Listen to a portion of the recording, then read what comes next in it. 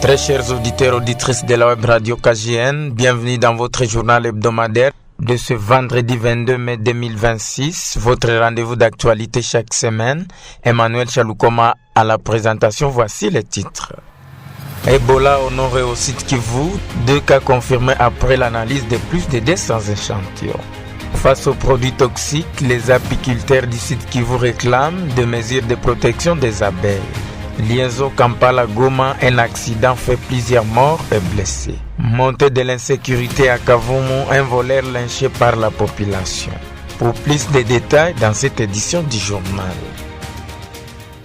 Encore une fois, bonjour. Les autorités de l'AFC M23 ont rendu public ce jeudi 21 mai 2026 une nouvelle mise à jour sur l'évolution de la maladie à virus Ebola au nord et au sud Kivu. Ce communiqué indique que les activités de surveillance sanitaire se poursuivent intensivement avec déjà plus de 200 échantillons prélevés puis acheminés à l'Institut national de recherche biomédicale de Goma pour analyse en laboratoire. Le détail avec Benit Kadjibouami. À ce jour, 2 cas d'Ebola ont été confirmés dans les zones concernées. Le premier a été enregistré dans la ville de Goma où le patient est actuellement pris en charge par les équipes médicales spécialisées. Les autorités sanitaires assurent que toutes les personnes ayant été en contact avec ce malade ont été identifiées et placées en isolement préventif conformément aux mesures de riposte en vigueur. Le second cas confirmé par le gouverneur Patrick Boussou-Bouangui provient de la zone de santé rurale de Miti-Mouressa dans le territoire de Kabaré au sud Kivu. Selon les résultats d'analyse publiés le 20 mai, la victime, un homme de 28 ans, originaire de Kisangani dans la province de la Chopo, est décédé avant la confirmation officielle de la maladie.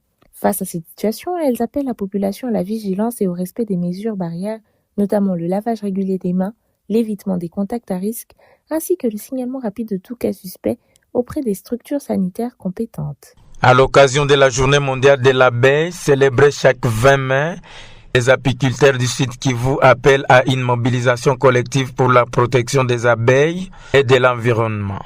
Ils considèrent ces insectes comme indispensables à la survie de l'humanité et au maintien de l'équilibre écologique.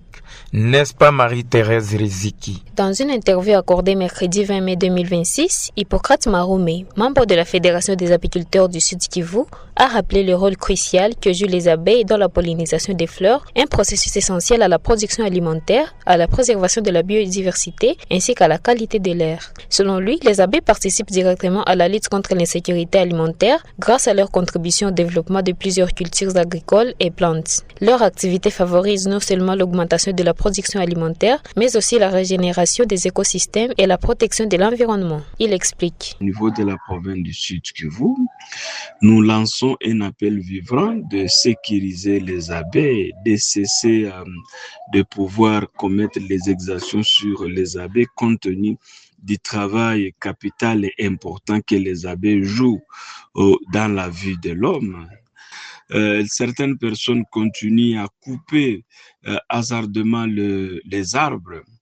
Ils continuent à utiliser les feuilles de brousse et d'autres continuent même à voler les abeilles, à le brûler régulièrement pour des raisons que nous ne connaissons pas, évidemment aussi par ignorance, parce qu'ils ne savent pas que les fleurs que nous avons, les multitudes de fleurs que nous avons, de plantes, des arbres que nous avons, c'est par la bénédiction des abeilles que nous respirons et que nous mangeons régulièrement, parce que l'abeille, elle est là pour polliniser les fleurs, et lorsqu'elle pollinise, nous avons des fruits, nous avons à manger, et cela répond vraiment à nos besoins alimentaires.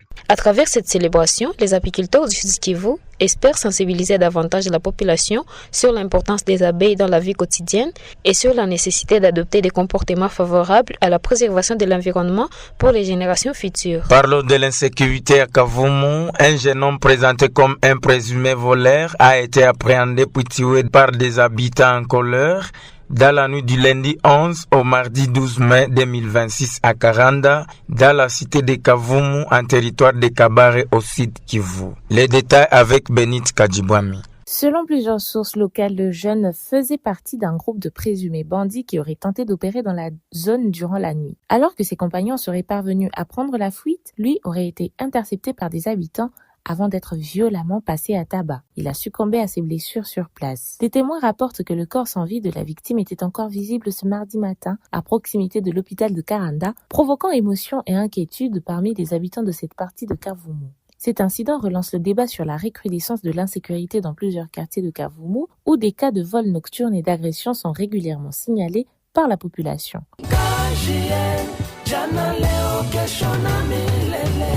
Dans un communiqué nécrologique rendu public ce jeudi 21 mai 2026, la diaspora congolaise en Ouganda a exprimé sa profonde douleur face à cette tragédie qui a endeuillé plusieurs familles. Selon ce communiqué, cet accident a causé la perte de plusieurs vies humaines et de nombreux blessés. La communauté a par ailleurs exprimé sa solidarité envers les personnes blessées et leurs proches, tout en appelant les Congolais vivant en Ouganda et ailleurs à rester unis dans la prière et l'assistance mutuelle durant cette période difficile. Alors que les circonstances exactes de l'accident reste encore à déterminer, l'émotion demeure vive au sein de la communauté congolaise, particulièrement les familles ayant des proches empruntant régulièrement cette liaison routière entre Kampala et Goma. Clôturons cette édition du journal par la page sportive. La Confédération africaine de football a procédé ce mardi 19 mai 2026 au Caire, en Égypte, au tirage au sort des éliminatoires de la Coupe d'Afrique des Nations CAN 2027 en présence de plusieurs figures emblématiques du football africain. Au total, 12 groupes de 4 équipes ont été constitués. La République démocratique du Congo a été placée dans le groupe E aux côtés de la Guinée équatoriale, de la Sierra Leone et du Zimbabwe. Sur les papiers, les Léopards apparaissent comme les favoris de cette poule au regard de leur récente progression sur la scène continentale. Selon le format établi par la CAF, les 2 premières équipes de chaque groupe décrocheront leur qualification pour la phase finale de la CAN 2027. Très chers auditeurs et auditrices de la Web Radio KGN, c'est la fin de cette édition du journal. Merci de l'avoir suivi et bon week-end.